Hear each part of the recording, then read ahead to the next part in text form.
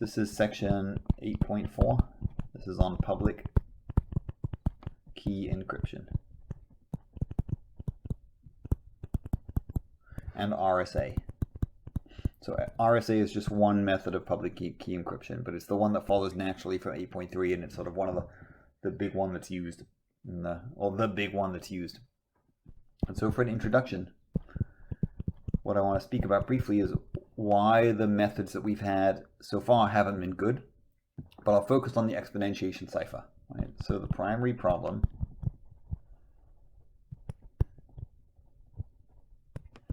with the exponentiation cipher is that knowing how to encrypt, let's say, is that knowing E comma P makes it easy to find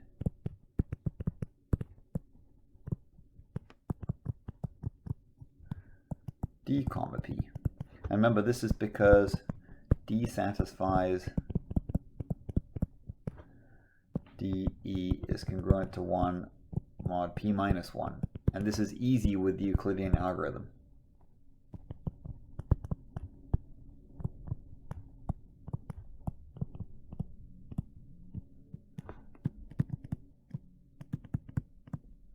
And then you might say, like, well, why is this a problem? Like, you might say, so what? So here's the deal. If Bob wants many people to send him messages, they all need to know EP. So if Bob wants several people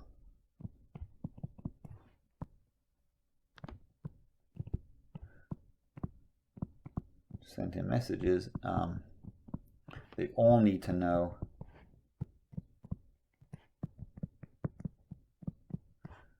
EP.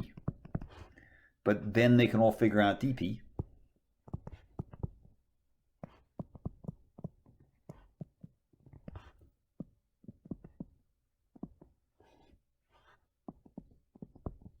And then they could decrypt everything that's meant for Bob, even from other people. And that would be bad.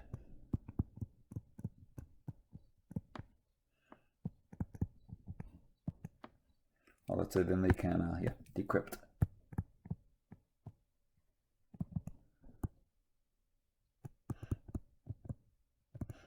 everything meant for Bob.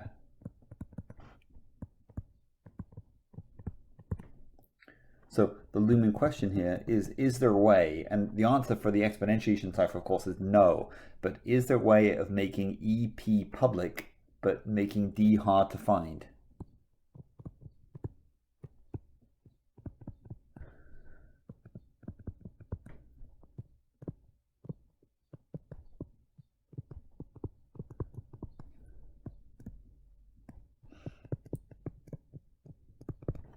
So the answer is yes, but we have to change things. Really sort of yes, but no, in the sense that we need to tweak the process. Or let's say tweak the method. So this is where the term, if you like, public key encryption comes from.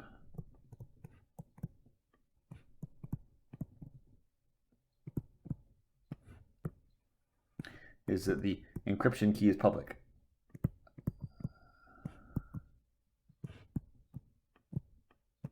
But the decryption key is hard to find.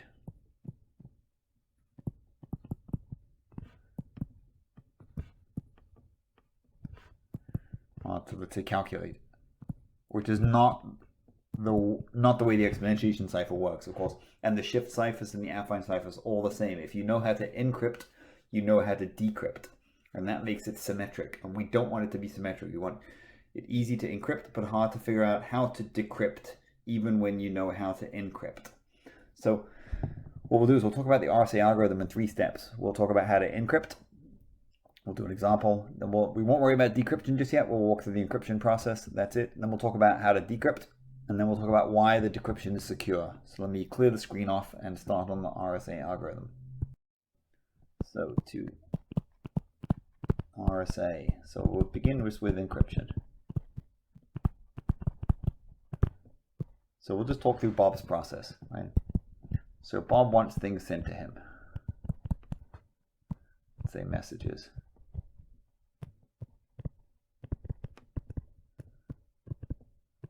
So he picks two distinct large primes.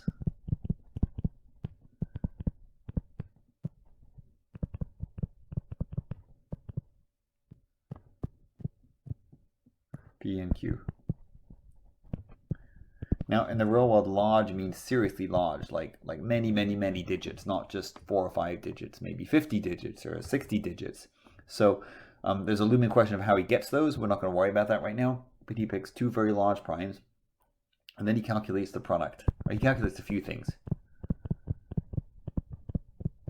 So he calculates n, which is PQ. This is his modulus. He calculates phi of n. Now, phi of n he can do because phi of n is phi of pq. Since these are distinct and phi is multiplicative, we can break that up. And phi of a prime is just the prime minus 1. So he can do that. And then he calculates, let's say he picks an E with the GCD of E and phi of n being 1. Again, he can do that because he knows phi of n and this is the Euclidean algorithm.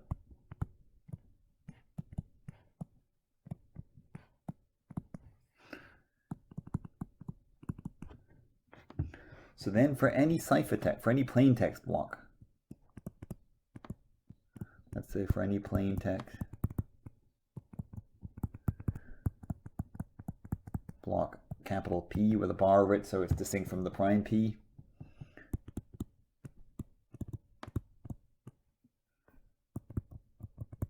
Ciphertext block is the least non-negative residue.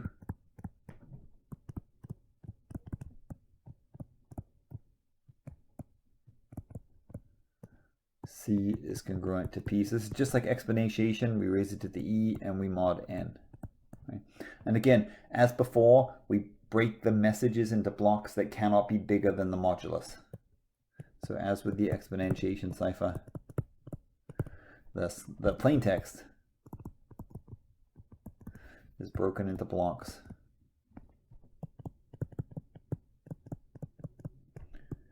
So the largest possible block could only be less than or equal to, strictly less than in this case, n. So here's an example. Here's a specific example. This is what Bob is going to do. Bob chooses, and we'll keep the prime small here because it makes the calculations palatable. 59 and Q will be 73. And n is 59 times 73. This is 4307. Phi of n is 58 times 72. This is 4176. So Bob chooses E equals 7. This satisfies the GCD of 7 and 4176 is 1. E doesn't have to be prime. I picked a prime here because it's a small number. It was nice to work with, but as long as E is co-prime to phi of n, then we're good. Right? So Alice wants to send the word. That's the plain text. So she divides it up into two sections. This is what she does. She divides it up like this because the biggest possible block could be ZZ, which is 2525, which is less than 4307. She picks the numbers for those. That's 22 for W, 14 for O, 17 for R, and 03 for D. She then raises those to the 7. And the result she gets is 3918. Let me tidy that up a bit. And 1655. Those are taken mod 4307. So that result, just so that we're clear, this is the ciphertext. This is like the total ciphertext, if you like, not just a block. And this, of course, up here was the plain text. So the ciphertext, this guy, this is what's sent to Bob.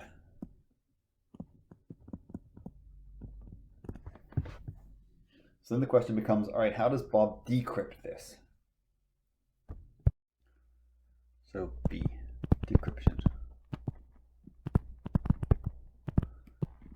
So what we haven't said is something else, right? When Bob has calculated, so recall Bob chose, let's just so we have this on the page available, he chose P, Q, and then N was PQ, V of N was P minus 1, Q minus 1,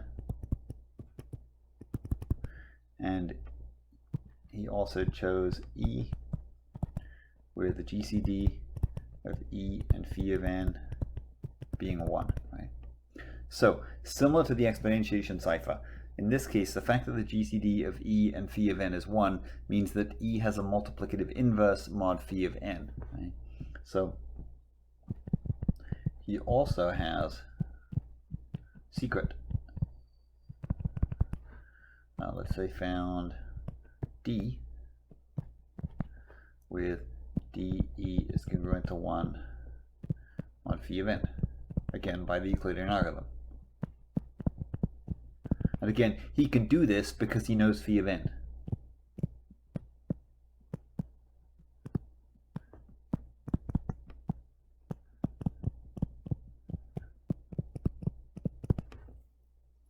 So then for each ciphertext block,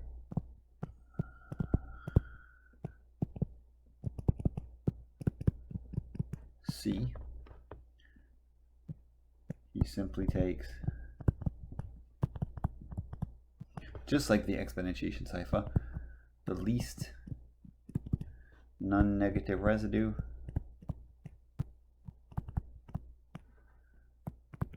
of C to the D mod N, and he gets P back. Now, so the process in this case is just like the exponentiation cipher. The reason why it works is a little more confusing, right? So what we need to do is, before we do an example, is step through this question is, why is C to the D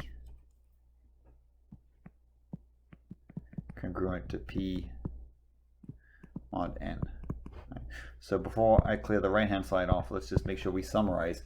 We encrypt using this right here. We decrypt by doing this. I won't circle the question mark because we're going to prove that that's true. And the E and the D satisfy this relationship right here. And to find the D means you need to know phi of N, and Bob knows it because he chose P and Q, so he knows N and he knows phi of N, and so on and so forth.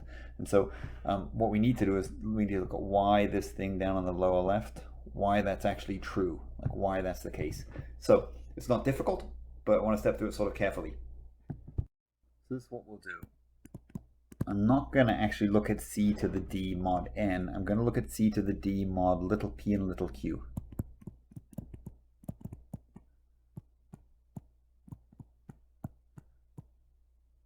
I'll just look at one of them because the other one is the same, works the same way, right? So first of all, there are two cases here, right? So if P, right, if the plain text block, now keep in mind that decrypting, you don't need to know it, but we're just sort of saying if P is congruent to 0 mod little p, then observe that C to the D, this we know is P to the E to the D, but mod P, this is 0.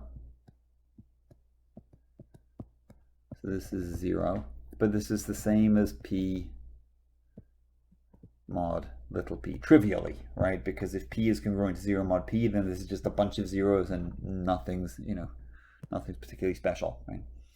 So take a look now that if p is not congruent to 0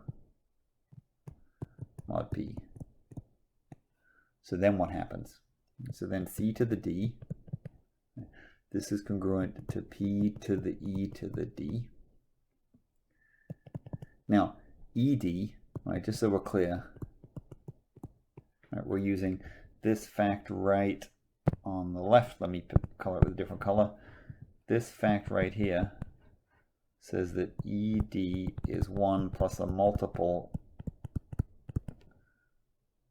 of phi of n. Right? So what that says over on the right is that this is equal to p to the 1 times p to the k phi of n.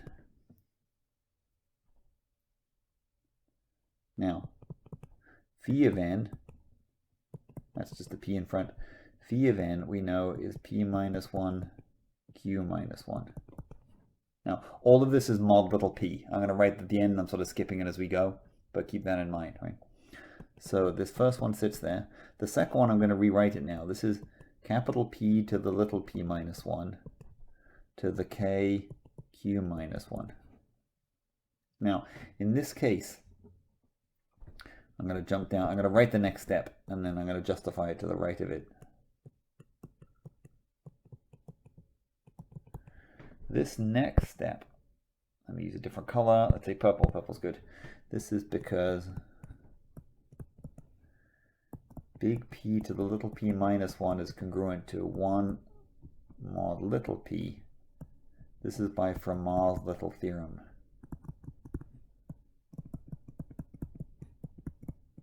Which holds because little p does not divide big P. And this is because big P is not congruent to 0 mod little p. So at the end of the day, we just get p. This is again all mod little p. So now the same is true for q. Right. Actually, let me say this before I say that. In either of these cases, we see that c to the d is congruent to p mod little p always. So likewise, c to the d is congruent to big P mod q, always. So what this means is that since p and q are distinct, we have c to the d is congruent to p mod pq, or n, if you like. Now, just for reference, if this last step sort of threw you for a second, like why this works, right? The way to see this is to notice that that c to the d congruent to p mod p. This tells us that little p divides c to the d minus p, and also c to the d congruent to p mod little q. This implies that q divides c to the d minus p.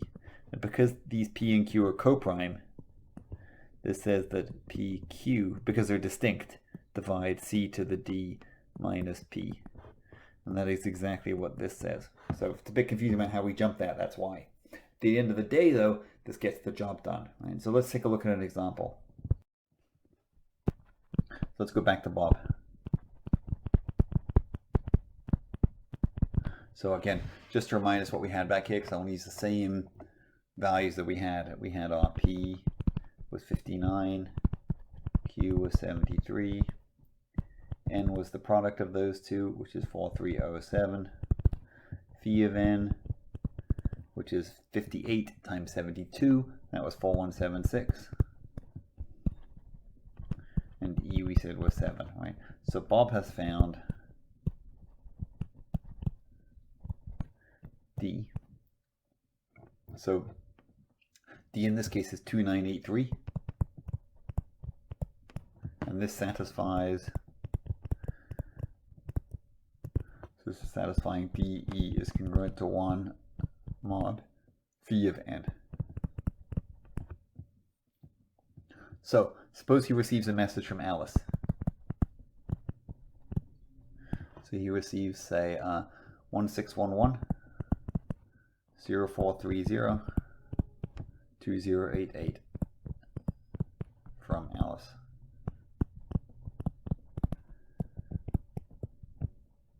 He does the obvious. He takes those three, he raises them to the 4176.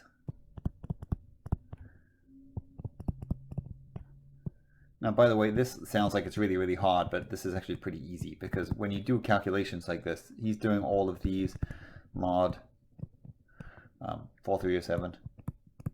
You don't raise 1611 to the 4176 and then reduce it. You do like the modular arithmetic we talked about earlier, is you raise it maybe twice, so you do sort of a binary expansion, but you do it progressively. You don't raise it to the 4176 and get some massive crazy number and then reduce it. That would be silly. So you could maybe square it and then reduce it, and then do it to the 4th power and then reduce it, and figure it out that way. So this looks like a huge calculation, but it's actually really, really straightforward to do. So when he does this, he gets 0704, he gets 2401, and he gets 1401. He converts those back into letters, gets HEYBOB. So the message he can guess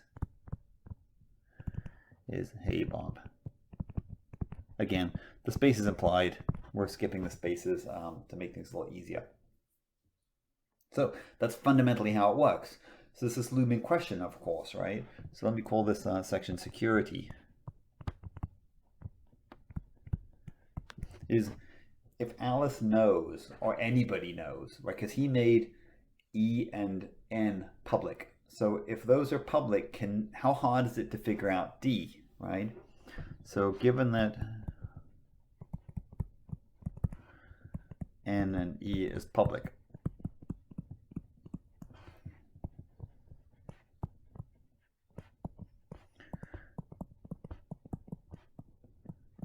how hard is it to find D? So we go like, well, how do you find D? Well, let's see. So the process was like finding D, right? So to find D, we need to solve, remember how D came about? Came about that DE is congruent to 1 mod phi of n. So we need phi of n.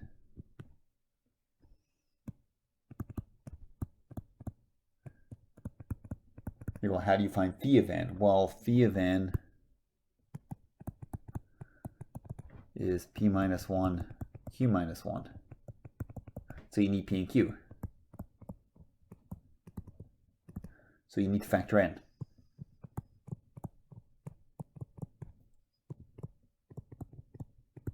This is the thing that's hard.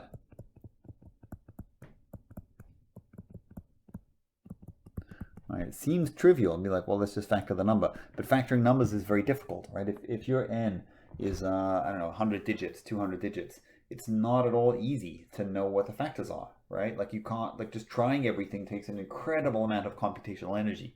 So it's not easy to just do it, right? Now, there's a sort of a looming question here that you might think of. You might say like, well, okay, so it's true that phi of n is p minus 1 times q minus 1. And so you can appreciate that this is not easy to do if you believe that factoring is hard. But then you might say, well, can you find phi of n a different way? In other words, maybe you don't need to find p and q.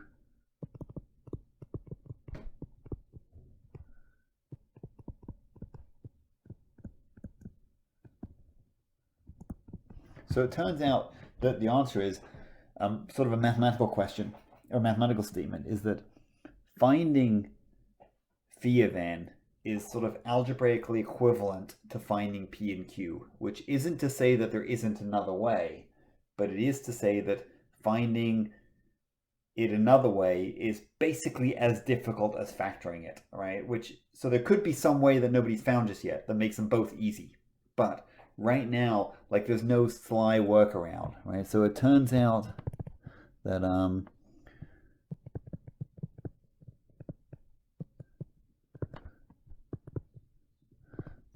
let's say knowing n and phi of n is equivalent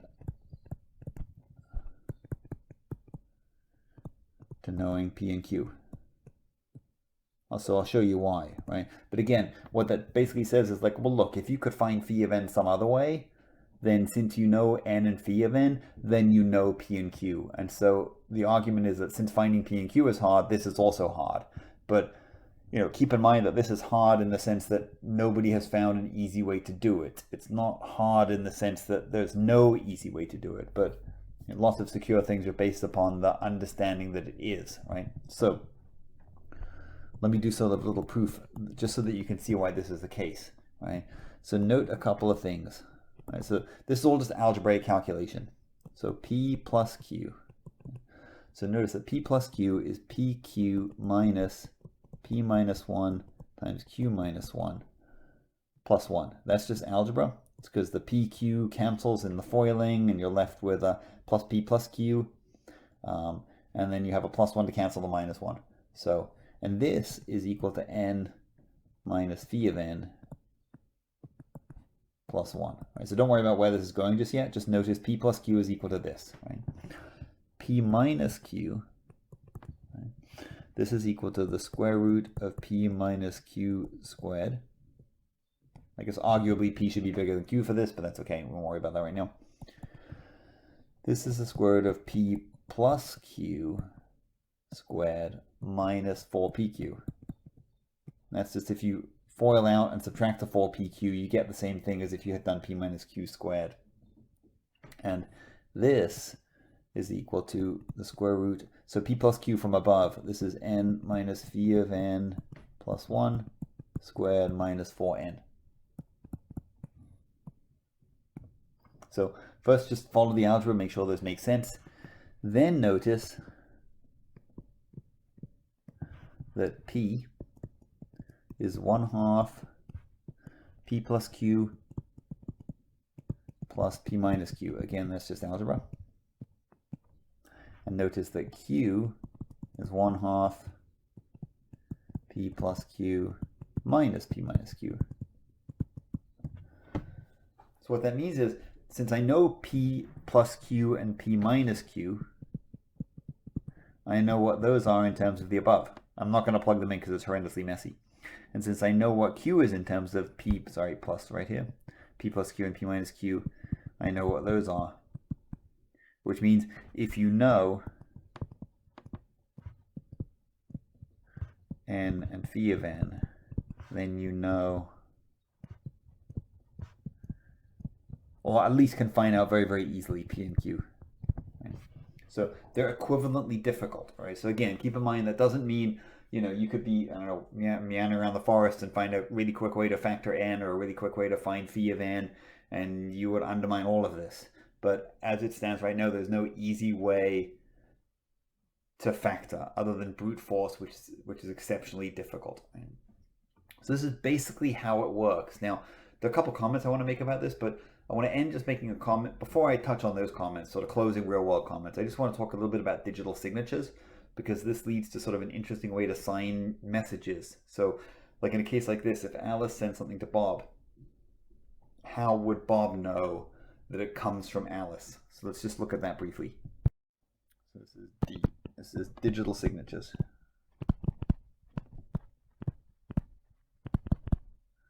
And I'll sort of make the closing comments. Right? So what we're going to suppose here, both Alice and Bob have their own key information. So Alice will have, so she has public key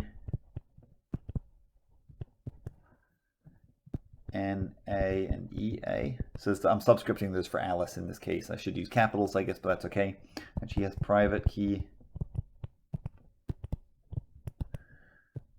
NA and DA. And Bob has, just like before, but I'm going to renumber them or relabel them. Here's NB, EB, and private key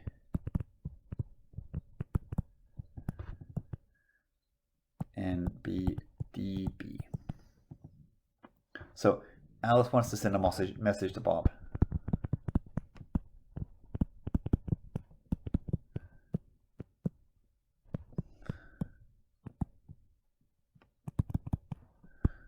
but she wants Bob to be sure that she sent it.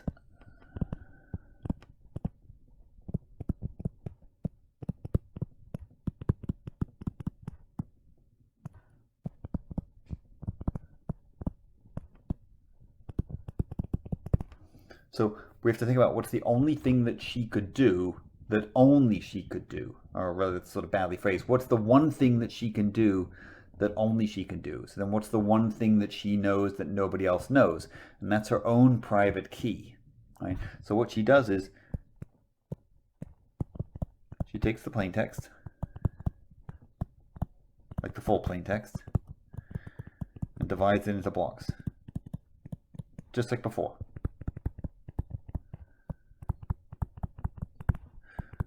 So for each block, she signs it. And this is what she does. So she calculates this new thing, S. She takes the plain text, she raises it to her own decryption key on her own modulus. She's the only person that could do that, right? Because she's the only one that has access to DA.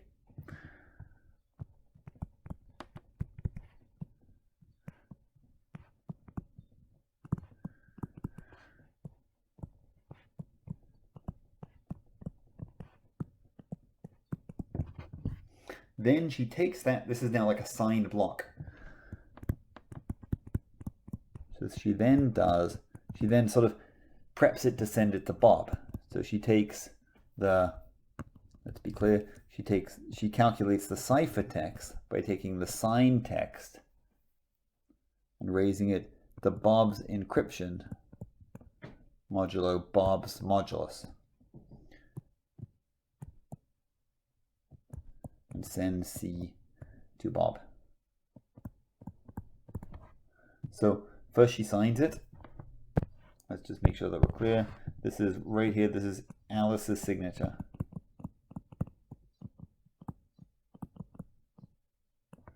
And this is encrypted for Bob.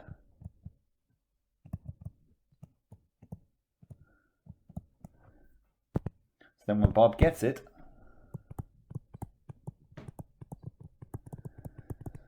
so first he unencrypts it. Let's say he unencrypts to get S back. Because S, this is congruent to, he takes the ciphertext, he decrypts it using his own decryption key, modulus his own modulus. This is now a signed message, and then he unsigns it.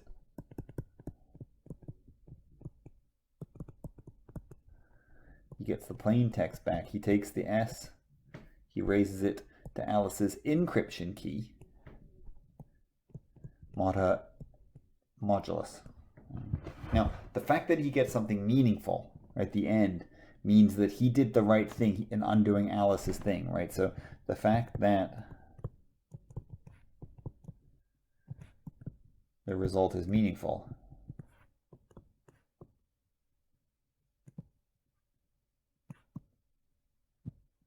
means that let's say S to the EA mod NA was the way to go.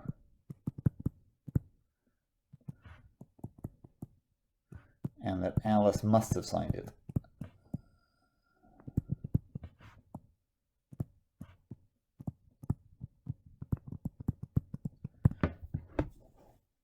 So this way that he knows, and again, just to label what's going on the right like we did before, this is he decrypts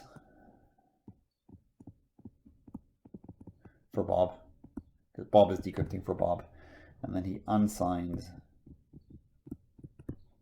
to see that Alice sent it.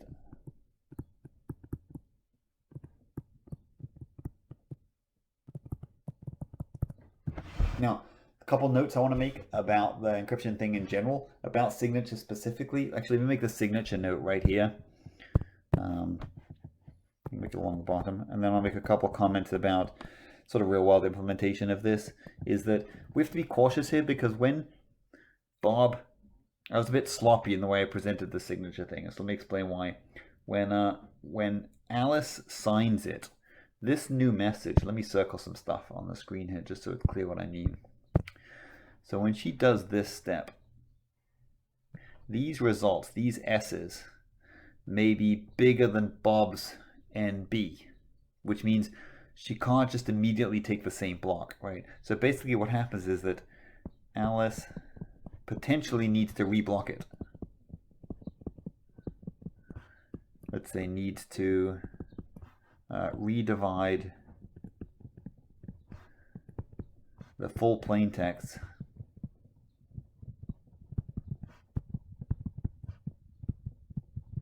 into blocks to ensure each block is less than Bob's NB. This is because the result, the S, right? S may not be, right? Like a single S may not be. Now, we're not going to delve too much into this, but I just sort of wanted to mention that just to make sure that something was cleared up. Right? So, couple brief closing comments. Let me clear the screen off and just write those down. Let's say 3 closing notes. These are really, really brief. So A, this is an oversimplification, like by far. This is really simplified, but it contains the fundamentals, right? It's not wrong. Or let's say, not the fundamentals, the essentials.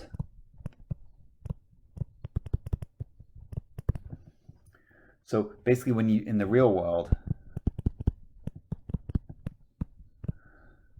there's all sorts of extra stuff going on. We have, there's lots of padding going on.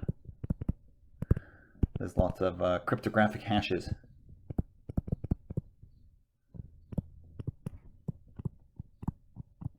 To keep things of like nice lengths. There are certificates involved as well. And then there are all sorts of other things that are stuck in there as well. So I'm not basically saying that that it works just this way. There's all this padding that goes around the method. The second thing is P and Q are very large. I mentioned that before, but just so we reflect upon that. And I sort of want to mention that this is sort of connected, B and C are sort of connected together, because this is also an interesting fact, is how do you find large primes?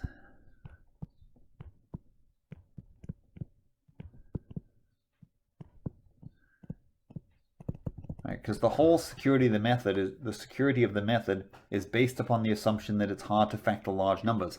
So if you have a large number and you want to ensure that it's prime, how do you do it? Right? So factoring is hard, which we're claiming it is. How would we pick a large number and know it's prime?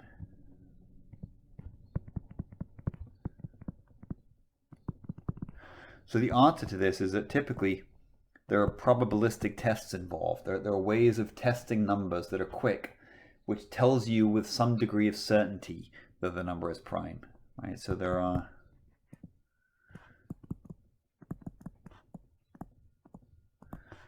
tests which will tell with some degree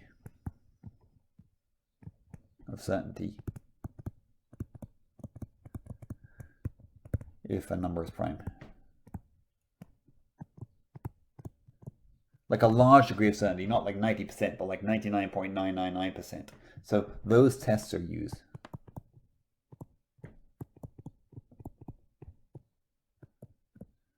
And so pretty much everything works nicely. So it's sort of worth keeping in mind in a real world situation. You know, you're not saying like, well, let me pick a 70-digit prime. You're saying, well, let me pick a 70-digit number, which is I'm 99.99999% sure is prime, and we'll go with that instead. So that's worth keeping in mind when we look to things like how to break these things, stuff like that. So that's the end of that section.